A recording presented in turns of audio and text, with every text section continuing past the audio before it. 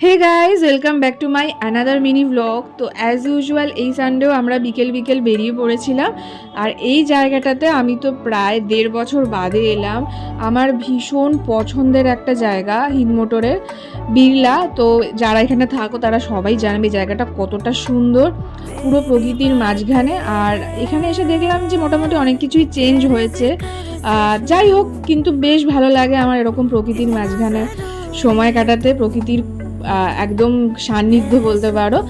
আর এখানে এত সুন্দর হাওয়া দেয় বিকেলের দিকে, মানে সারাক্ষণই দেয় বলতে গেলে। ভীষণ ভালো লাগে গরমকালে আমার এখানে আসতে। তো তারপরে আমরা চলে গেলাম দিল্লি রোডের একটা ধাবাতে চা খেতে, NH2-তে।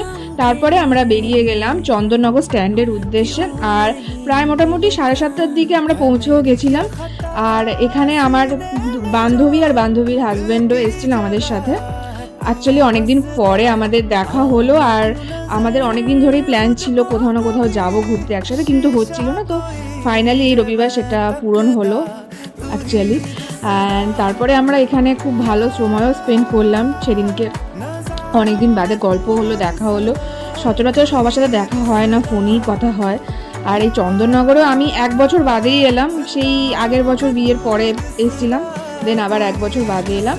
তারপরে আমরা খেলাম ঘটি গরম। আমাদের স্ট্রিট ফুড খেতে ভীষণ ভালো লাগে, আমরা দুজনেই পছন্দ করি, আমি আর আমার বান্ধবী।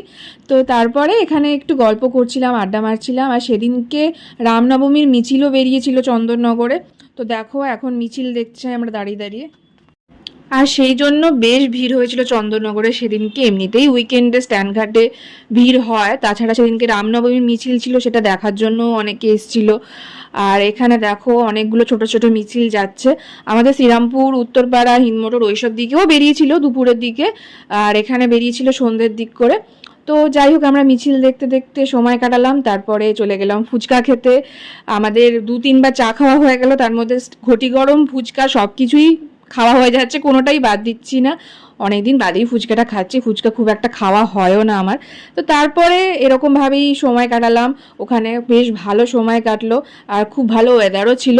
তারপরে যাচ্ছি আমরা ডিনার করতে ধাবাতে, আমাদের ফেভারিট ধাবা এক্সপ্রেস। তোমরা আমার ভিডিও দেখে থাকলে জানবে আমরা এই ধাবাটাতে প্রায়ই যাই ডিনার করতে।